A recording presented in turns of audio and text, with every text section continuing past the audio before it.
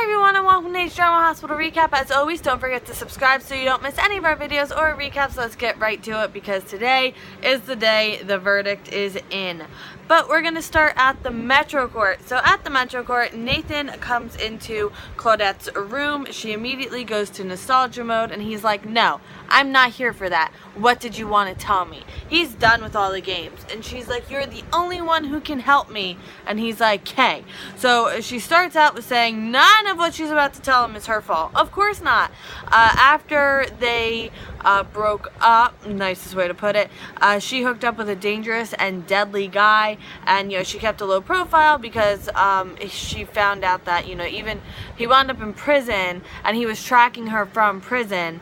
And so she wound up going into run mode, and that's when she saw the announcement for Nathan and Maxie's engagement and figured she'd go to him for help, and she thought she had to rekindle things in order to get him to help her, and now she realizes she was wrong.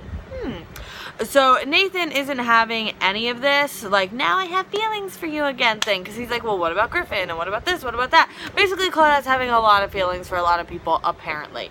So Nathan won't help her. He feels there's too many lies, what makes this one the truth, and he tells her to call the police if she really fears for her life, because they're nothing. There's nothing between them, and, stay away from her, stay away from him, and she's like, do it for us.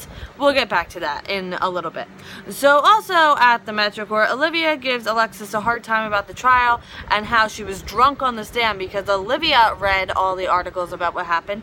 So Alexis is trying to figure out what happened. She says, yes, something was wrong, but I don't know why or how. And all she has to remember is Paul giving her that drink, and maybe she'll be like, was something wrong with that drink? Well, first of all, just the fact that Paul had a relationship, what have you, with Ava Jerome should have disqualified him from being the DA on this case, but, that's none of my business. So Olivia tells her to wake up because Julian is going to demand to be right back in their lives if he goes free.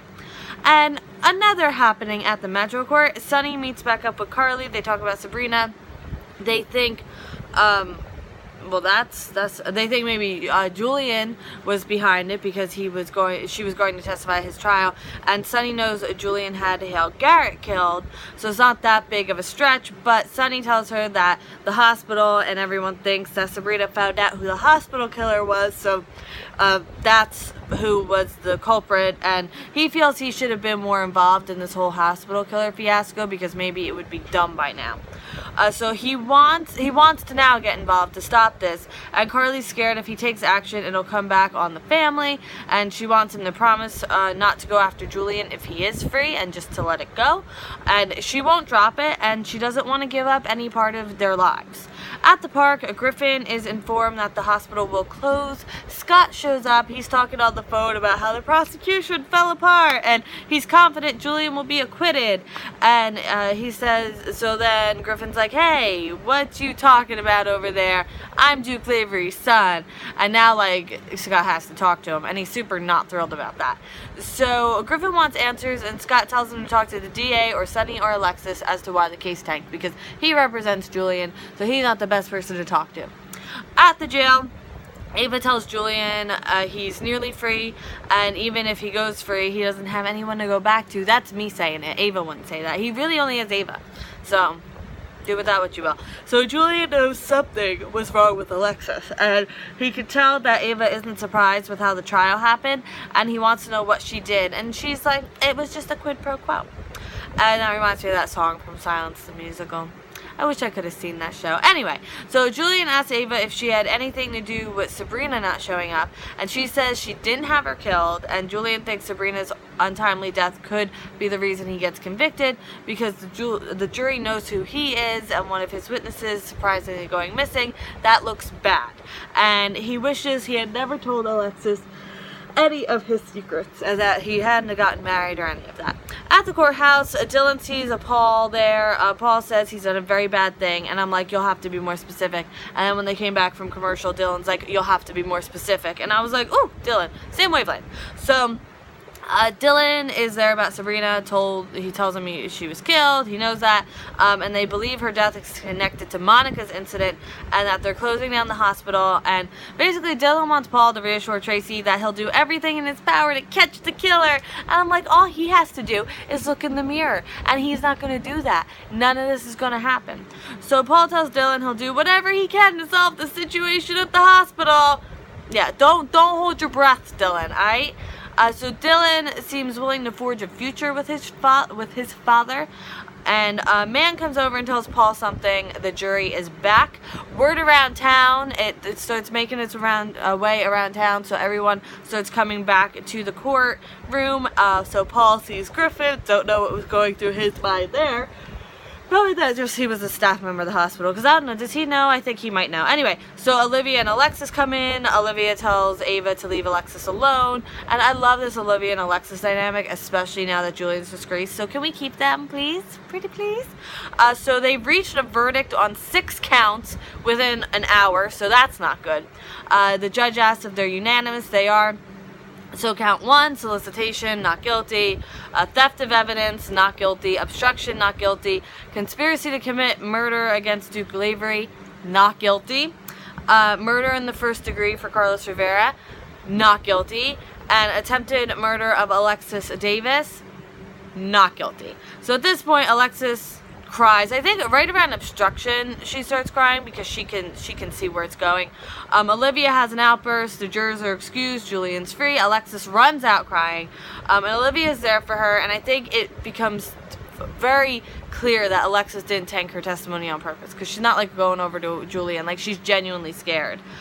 So Olivia is trying to talk to her. Alexis is obviously not taking anything in, and Olivia even offers to stand guards for her at one point. So Julian's impressed with Ava's work, and Scott needles at Paul. See what I did there? Julian has Ava, that's it, so you know, at least he has someone. And Dylan's there for Paul, but Paul needs some alone time. So Ava tells Julian that he owes her, and then he's left there alone pretty much because Griffin leaves. Carly and Sonny are still there, and Scott goes to get some paperwork, and Sonny is just staring Julian down. And now end scene. So turns out when Claudette said do it for us, she wasn't talking about her and Nathan. She was talking about her and her daughter. Who's Nathan? I don't think Nathan would be this daughter's father. Is it Griffin? Is it this random prison guy who I can only hope is Johnny Zakara, even though the timing doesn't make sense? Any excuse to get Johnny back on the show, basically. So Olivia talks to Dylan. Alexis is missing, but she's at the bar at the Metro Court. She goes through her testimony. It's all clear to her now, and she has a martini in her, so not drunk. You know, so that wasn't the problem on the stand. It just needs to, like, but nobody would suspect Paul, because it's his case. It's just so frustrating. So Paul and Ava meet at the park. She thanks him for a job well done, and I'm like, all you need is someone close hearing that, like, seriously.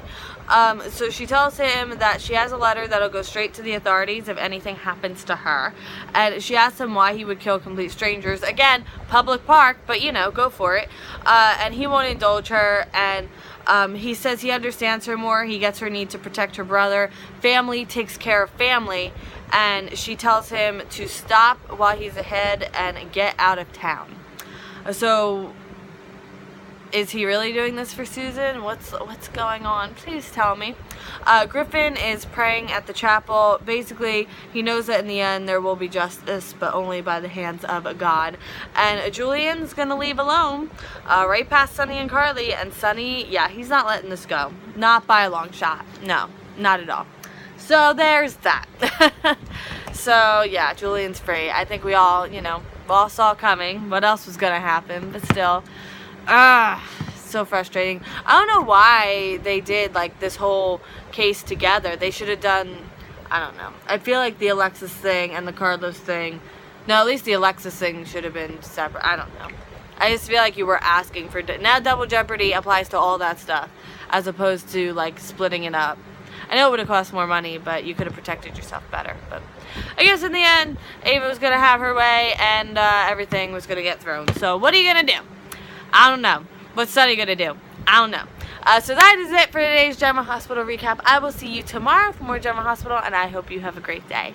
Bye!